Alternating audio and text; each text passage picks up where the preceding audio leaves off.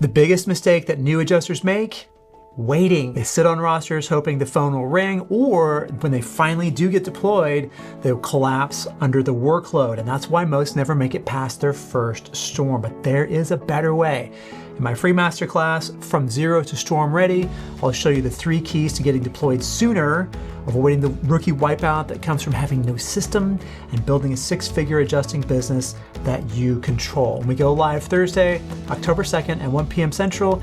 Seats are limited, so save your spot now at adjustertv.com/ready right now. When you're a brand new adjuster, it feels like the faster you rack up inspections, the faster the money's gonna come in. But that's the exact trap that sends most rookies home early.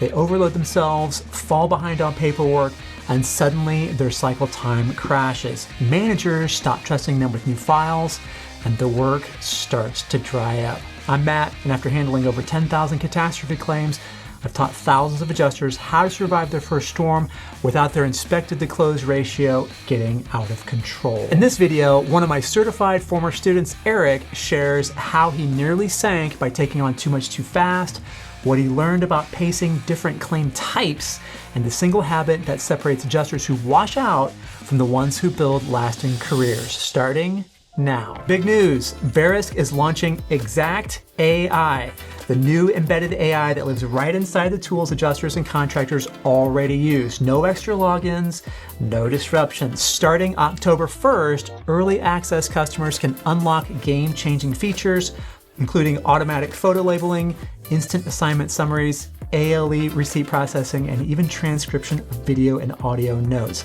For a limited time, early access pricing starts at just $29 per user per month, locked through 2026. If you want to see it in action, join the live webinar From Manual to Magical, Xactimate in Action on September 30th at 11 a.m. Mountain Time. Seats are limited. Register right now at the link in the description below.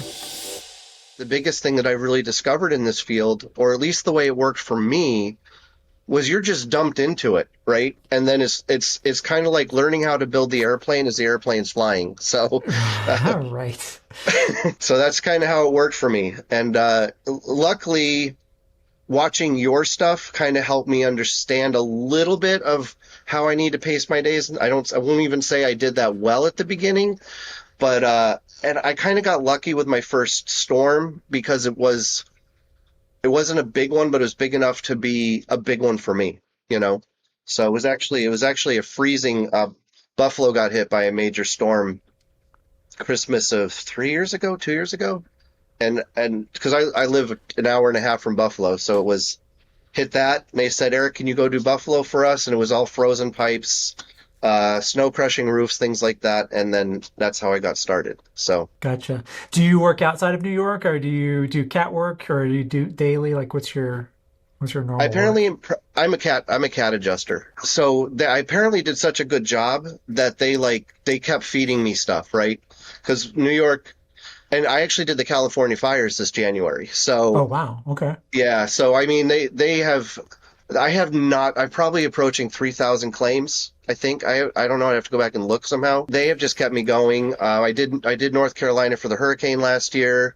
So I am a cat adjuster, but I think they get really sad when I leave upstate New York because there's not a lot of people in upstate New York. Right. But there's also not a lot of work in upstate New York either, which is one of the problems with the New York State license. Now that you have, give or take, 3 years of experience, is there anything that you would have done differently if you could start over? Honestly, no, because I don't think there's any way you can be prepared for this field. But things presented itself in a way to me that I was able to manage and slowly grow on my own.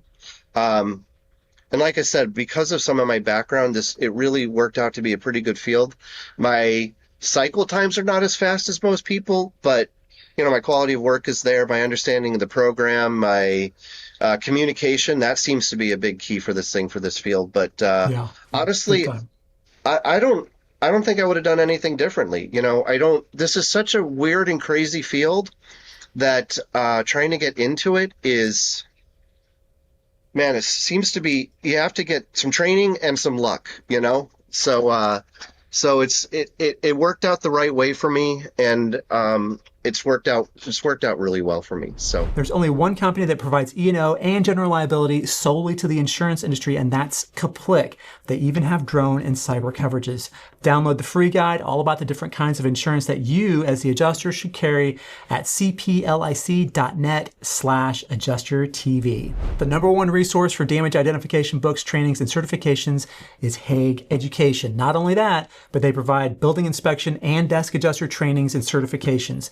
Get a discount on all books, tools, certifications, and other trainings with code AdjusterTV at checkout at hagueeducation.com. But once you got started, how did things proceed after? Because I think for a lot of people, myself included, when I got started, you decide you want to do this, and then you kind of like sort of mill around and try to pick up some licenses and get a training here and a training there and go to this thing at an IA firm and that thing at this other IA firm and just wait. So it's like a hurry up and wait kind of a thing. But once I got, and I think this for anybody who likes, and you tell me if this is your experience, it sounds like it is. Once you are able to prove yourself on your first storm or your first claims assignments, then things seem to kind of shift from there. So what was kind of your experience after your first storm? How did your first storm go? And then how soon after that were you deployed again? So my first storm, I listened to you in two different ways, right? So I listened to you from one way of like, you should be getting to like, 6, 7 claims. But for some reason, I forgot about the piece that when you're first starting, you probably want to start with 1 a day. So my first storm, I got over ambitious and I really kind of overscheduled myself. Somehow I got myself out of that mess. And, from one of the biggest things is that time management piece of understanding of, and you don't know this until you're doing it, of like, how many can I do in a day, right? And I think one of the things too is that, and you talk about this in some of your videos, it's situational too. Like if you go and do a hailstorm, which I did one last year in Indiana, if you go into a hailstorm and you go into a community and there's a bunch of houses lined up, man, that's easy to do, 5, 6 a day, right? But if you're doing a frozen water claim where the roof is damaged too and you got 8 rooms in the building, that may be a half a day, And so one of the things that was kind of getting me a little frustrated was I was kind of going by your metric, which is a hail metric. And in New York State, I have probably done 10% of my claims have probably been hail. Everything else it's been more roof, water, frozen, snow. If I get wind at all, it's usually a tree falls on it or the roof shingles. But hail claims, I've probably done 10%. So when I first got started, it really was like, oh my God, you need to start slow. And that's, if I were to probably say one thing I should have done was that starting slow piece that you put in all your courses is so critical so that you start to understand. It is a tough field to be in. It is tough work to do because you're given, like you say, 40 claims dropped into your lap. And that is your responsibility in your life until you get those 40 done. And then you end up getting more and more. And there's no breaks. There's no weekends off. You have to work it into your schedule as right days. But it's not like you get to go home and have a party and then, come back and do this again. When you get into doing it, you're agreeing to take care of those people that are sitting in front of you. And rightfully so. They're waiting for you to come, right? You can't tell an insured like, oh, I needed to go get my hair cut today, so I couldn't come see you. I'm sorry. No, that's not how this job works.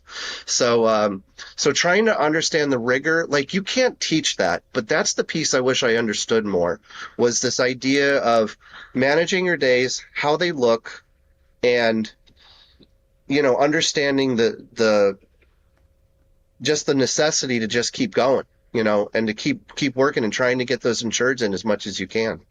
So did that answer the question? Yeah, absolutely. So if you were going to give like a number one piece of advice to some newbies, a person who may be watching this who's hasn't done a storm yet or has never handled a claim, but they're, in the middle of training or they just got their license, like what would that number one piece of critical advice be? I would say, and I'm reviewing your courses again because I'm trying to finish the course right now since I have some time. But the biggest thing that I would definitely say as advice for newbies would be to listen to one critical thing that you're telling them, which is make sure that you understand that this is a lot of work, and at the beginning of it, be kind to yourself. Give yourself 1 a day, 2 a day, till you start to get an understanding of what's going on, because there is so much that's thrown at you at once, that it can be really difficult to manage all that when you don't understand what's going on to begin with, right? And something rung really true in one of the videos I was just listening to a couple of days ago, which is, I apologize if I say this wrong. In an overview thing, your cycle time is very important, right?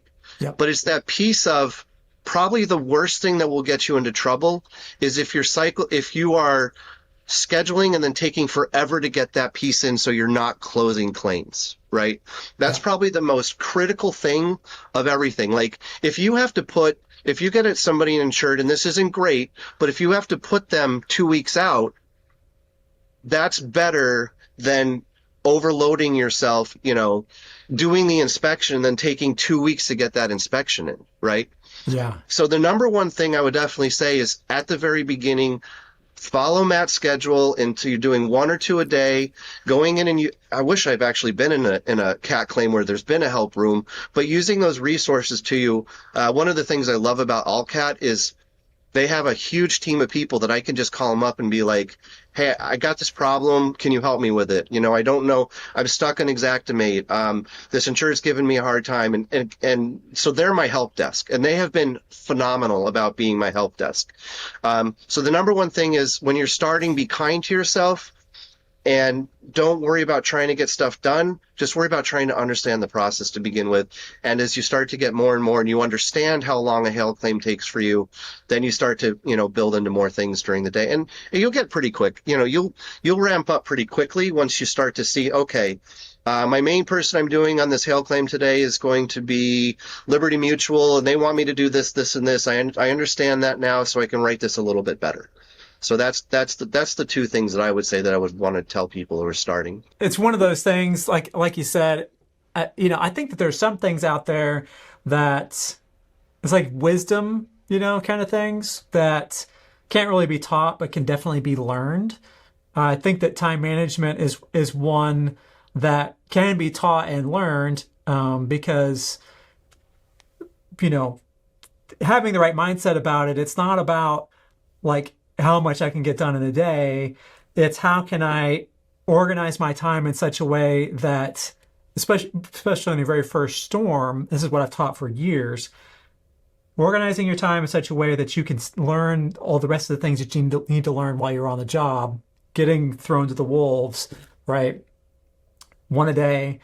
And the thing that you probably heard me say is that the speed limit, how do you figure out how many can I do a day, right? Well, you figure that out pretty quickly, like you said, but what I always say is only scope what you know that you can reasonably close that same day, even if it's like 1 o'clock in the morning and you're hitting complete, sending up the last one. Those are the ones you did that day. Because again, the cardinal sin, the thing that gets people in the most trouble, is scoping a bunch and then taking days and days and days or weeks to close those files. The problem with that, so you hear that all the time in this field. Don't close what you can't do in a day. Here's my problem with that with new people. If you've never done this before, you don't know how many you can do in a day. Right. But you have to do some. That's why I say start with 1. And if you want to know how the right licenses and firm relationships can make or break your career, watch this video right here. And as always, thank you so much for watching, and have a great storm.